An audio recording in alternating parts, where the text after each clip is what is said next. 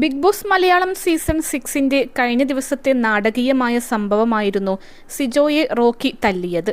ഇതിന് പിന്നാലെ റോക്കിയെ big boss ഷോയിൽ നിന്നും പുറത്താക്കി. എന്നാൽ റോക്കിയുടെ അടിയിൽ സിജോയുടെ താടിക്ക് ഏറ്റ പരിക്ക് ഗൗരവമേറിയതാണ് എന്നാണ് പുതിയ അപ്ഡേറ്റ്. നേരത്തെ തന്നെ സിജോയുടെ താടിയെല്ലിന് പരിക്ക് പറ്റിയെന്ന് ഡോക്ടർമാർ കണ്ടെത്തിയിരുന്നു.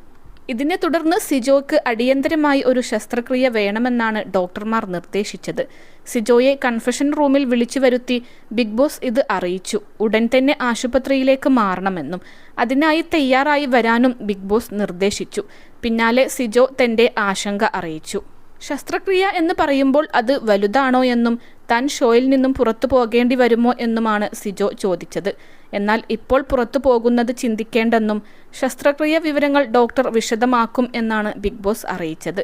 വീട്ടിൽ നിന്ന് ആരെങ്കിലും വരേണ്ടതുണ്ടോ എന്ന് സിജോയോട് ബിഗ് ബോസ് ചോദിച്ചപ്പോൾ സുഹൃത്തായ വിനുചേട്ടനെ വിളിക്കാനും ബിഗ് ബോസിനോട് സിജോ ആവശ്യപ്പെട്ടു. +2 ഡിഗ്രി കഴിഞ്ഞവർക്ക് വേൾഡ്സ് ഫസ്റ്റ് AR/VR ക്ലാസ് റൂമിലൂടെ സ്മാർട്ട് ഫോൺ എഞ്ചിനീയർ ആവാം. കൂടുതൽ അറിയാൻ വിളിക്കൂ ബ്രിഡ്കോ ആൻഡ് ബ്രിഡ്കോ. അതേസമയം ആശുപത്രിയിലെത്തിയാൽ ഷോ സംബന്ധിച്ച് ആശുപത്രി ജീവനക്കാരുമായോ വിനുചേട്ടനുമായോ ഒന്നും ചർച്ച ചെയ്യരുത് എന്ന പ്രോട്ടോകോൾ പാലിക്കണമെന്നും സിജോയോട് ബിഗ് ബോസ് ആവശ്യപ്പെട്ടു. ബിഗ് ബോസ് ഹൗസിലുള്ളവരോട് ശസ്ത്രക്രിയയുടെ കാര്യം പറയരുതെന്നും ഒരു ചെക്കപ്പ് ഉണ്ടെന്ന് പറഞ്ഞാൽ മതിയെന്നും ബിഗ് ബോസ് നിർദ്ദേശിച്ചു. തുടർന്ന് വീട്ടിലെത്തി വസ്ത്രം മാറി സിജോ കൺഫഷൻ റൂം വഴി ആശുപത്രിയിലേക്ക് പോയി.